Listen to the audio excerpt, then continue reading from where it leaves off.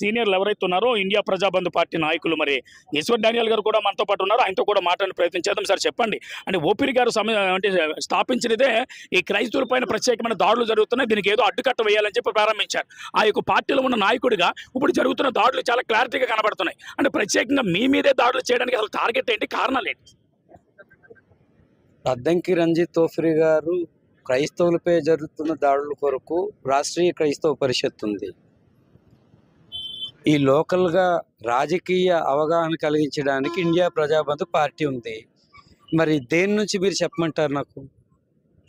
అంటే ఆర్కేపీ నుంచి అయితే క్రైస్తవుల కొరకు మాట్లాడారు.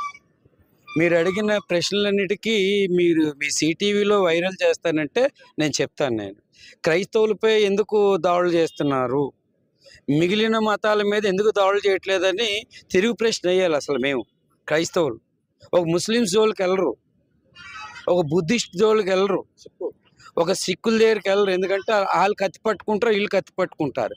కేవలం క్రైస్తవులు శాంతియుతంగా సహజీవనం చేస్తున్నారు కాబట్టి వాళ్ళు చాలా అమాయకులను అనుకుంటున్నారు. కానీ క్రైస్తవులందరికీ తెలిసింది ఒకటి ఏంటంటే వారు ప్రార్థిస్తారు, శాంతి కామకులు.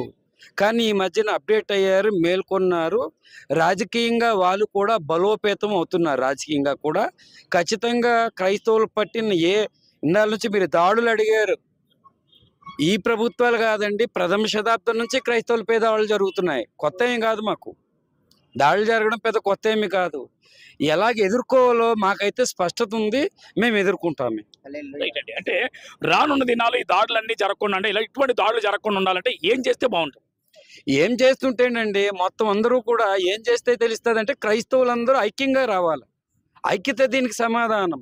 ఐక్యత లేనంత కాలము ఈ రాజకీయ నాయకులు కానీ, మతోన్మాదులు కానీ, ఇంకా రకరకాలుగా ఇంకా అసాంఘిక శక్తులు కానీ క్రైస్తవుల్లో ఐక్యత లేక ఇలాగా పెచ్చమీరుతున్నారు. వీళ్ళు గట్టి సమాధానం ఏంటంటే ఐక్యతే. ఉదాహరణకు చెప్తాను, చిలకని పంజరంలో ఎందుకు పెడుతున్నారంటే ఏం చెప్తాంటే అది మాట్లాడుతుంది కాబట్టి. క్రైస్తవుడు ప్రతిదీ మాట్లాడుతున్నారు కాబట్టే వీళ్ళింత వివక్షత. స్త్రీలంటే వివక్షత, ఈయన మైనార్టీస్ అంటే వివక్షత. ఈ వివక్షత ఎంతకాలము? త్వరలో దీనికి అంతా ముగింపు అనేది ఉంది.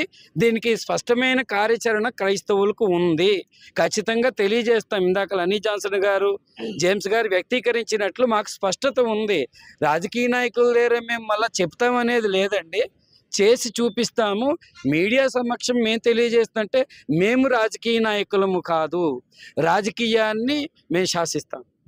అంటే ప్రతి ఎలక్షన్లో క్రైస్తవుడు ఓటు తీసుకుంటున్నారు, కానీ క్రైస్తవుని పక్కన పెడుతున్నట్టు కనబడుతుంది. దానికి మీరు ఏం చేయాలి?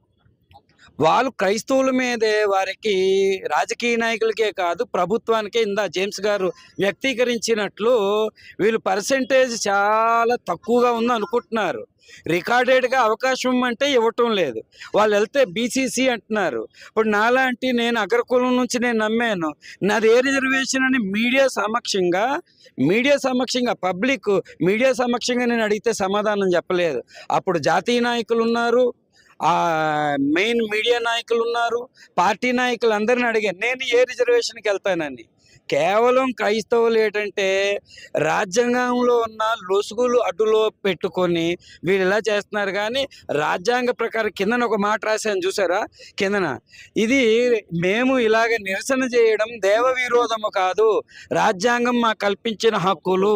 ఆ హక్కులు కూడా ఈనాడు తుంగలో తొక్కుతున్నారు.